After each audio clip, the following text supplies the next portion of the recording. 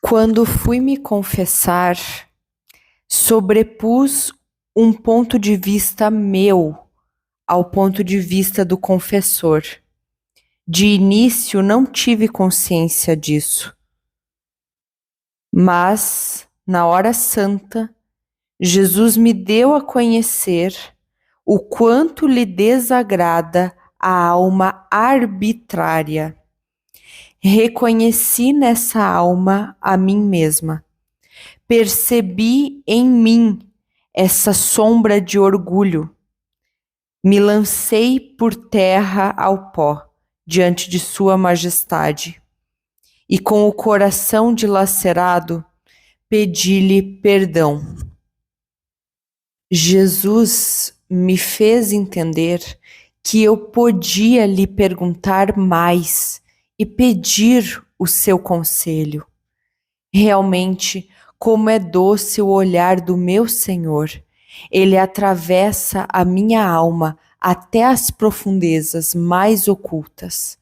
O meu espírito se entende com Deus, sem pronunciar uma palavra, e sinto que Ele vive em mim e eu nele. De repente, vi a imagem de Jesus misericordioso em uma pequena capela, e logo vi como essa pequena capela se transformava num grande e belo santuário. Nesse santuário, vi a Mãe Santíssima com o menino nos braços. Num certo momento, desapareceu o menino Jesus dos braços da Mãe Santíssima e vi a imagem viva de Jesus crucificado. A Mãe de Deus me recomendava que eu seguisse sempre o exemplo dela, mesmo quando me sentisse contente, tivesse sempre os olhos fixos na cruz, e acrescentou que as graças que Deus me concede não são só para mim, mas também para as outras almas. Quando, durante a Santa Missa, vejo o menino Jesus, não é sempre da mesma maneira. Algumas vezes está muito alegre, outras nem olha para a capela. Agora, na maior parte das vezes, está alegre, quando o nosso confessor celebra a Santa Missa. Fiquei muitíssimo admirada a ver que o pequeno menino Jesus o ama tanto. Algumas vezes ainda, vejo-o com uma pequena túnica colorida. E esse foi o tópico 562. Todo o segmento anterior a ele é sobre expectativas que nós temos dentro do que nós queremos da vida.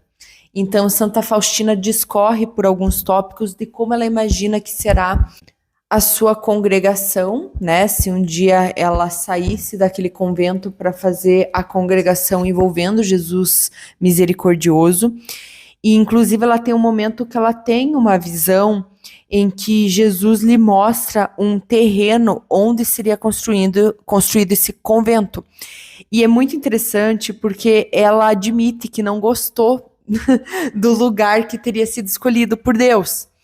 E é uma luta constante na vida de Santa Faustina, que ela descreve aqui como a de todos nós, que por mais que ela queira fazer a vontade de Deus, muitas vezes a vontade dela também, ela tem essa tentação de colocar a voz dela, a vontade dela, na frente dos planos de Deus. Inclusive é isso que ela discorre aqui, onde a gente acabou de ler, em que ela tem essa alma arbitrária, assim como todos nós, né, muito constantemente, nós também queremos colocar as nossas vontades na frente do restante. E Jesus tenta mostrar para ela por que o caminho é confiar nele. E aí, de novo, nós temos dentro da igreja santificada, Nossa Senhora segurando o menino Jesus. E alguns momentos o menino Jesus se transformando na imagem de Jesus crucificado. Então percebam que a vida de Jesus, principalmente Jesus eucarístico, é estar no colo da mãe sendo vulnerável porque escolheu Nossa Senhora como a mãe de Deus, né? Ela é a mãe de Deus. E também, de novo, na cruz, que lembra muito a história que uma mulher teria ido pedir aconselhamento para São Padre Pio e ela teria falado assim: São Padre Pio, na época não era santo, né? Para o Padre Pio. Padre Pio, vocês têm que entender que vocês ficam falando de Jesus, mas Jesus ficou 3 horas na cruz. Ele não ficou nem um dia inteiro, a paixão toda. Eu tô há anos sofrendo com isso. E Padre Pio levantou e brigou com ela e falou: você não entende nada. Jesus está na cruz até o fim dos tempos. E realmente, em todo o sacrifício da missa, Jesus está na cruz. E a própria Santa Faustina vê isso, vê Jesus se intercalar entre a imagem do menino Jesus que se abraça no regaço acolhedor de Nossa Senhora e o Jesus crucificado por amor a nós. Tópico 564. Dia da Imaculada Conceição de Nossa Senhora. Durante a Santa Missa, ouvi o farfalhar de vestes e vi a Mãe Santíssima numa luminosidade extremamente bela. Suas vestes eram brancas e cingidas com uma faixa azul. Disse-me ela: me causas grande alegria quando glorificas a Santíssima Trindade, pelas graças e privilégios que me foram concedidos. E logo a Mãe de Deus desapareceu. Tópico 566. Um dia, após a Santa Comunhão, vi de repente o menino Jesus, em pé ao lado do meu genuflexório, apoiando-se nele com ambas as mãozinhas. Embora fosse um menino, o temor e o medo invadiram a minha alma, pois vejo nele meu juiz, Senhor e Criador. Diante de sua santidade, tremem os anjos.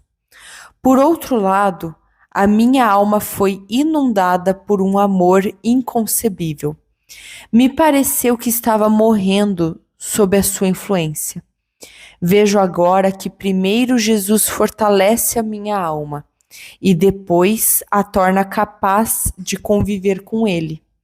Porque, de outra forma, eu não suportaria o que experimento em determinados momentos. Interessante desse tópico é que Santa Faustina ela tem um pouco de dificuldade, uma dificuldade compreensível e plausível de demonstrar a grandeza de Deus em sua presença. Então, quando ela fala que ela não suportaria que ela achou que iria morrer, ela comenta em muitos momentos que a grandiosidade de Deus é tão grande e o amor de Deus é tão grandioso que nós, meros mortais e criaturas, não suportamos. Por isso, nós não podemos contemplar a visão de Deus ainda em vida, porque, em teoria, nós não vamos aguentar.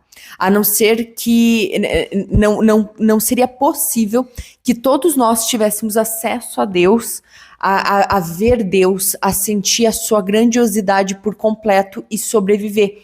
A carne não conseguiria aguentar tanta grandiosidade. Só com uma preparação muito específica. Por isso, algumas aparições de Jesus, aparições de Nossa Senhora, são programadas, são preparadas para que determinadas pessoas vejam, mas não todos nós. Até porque, mesmo Nossa Senhora não fazendo parte da Santíssima Trindade e sendo apenas uma criatura, ela é relatada, descrita como uma pessoa muito bonita, uma mulher lindíssima, e lindíssima de uma beleza indescritível, porque Nossa Senhora, ela foi a criatura que mais se anulou para Deus aparecer. Então, de certa forma, quando nós vemos Nossa Senhora, mesmo ela sendo uma criatura, nós estamos vendo o reflexo de Deus nela. Ela é como se nós fôssemos água e o pecado sujasse essa água.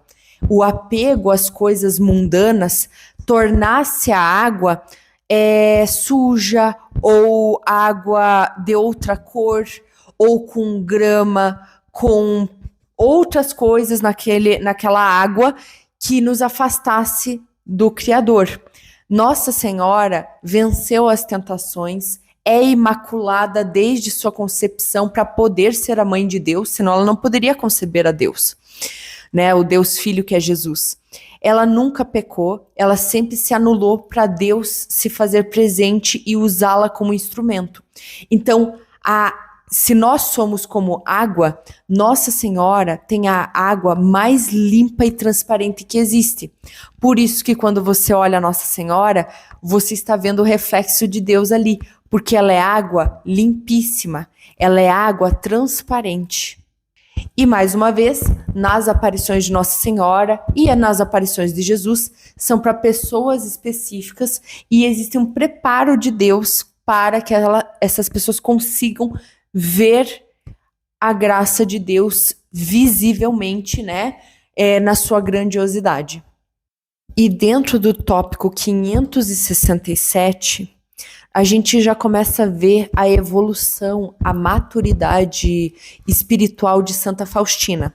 Como foi comentado, Santa Faustina sofre muito com a desobediência, que Jesus tanto insiste que ela obedeça e que ela entenda por que obedecer à superiora.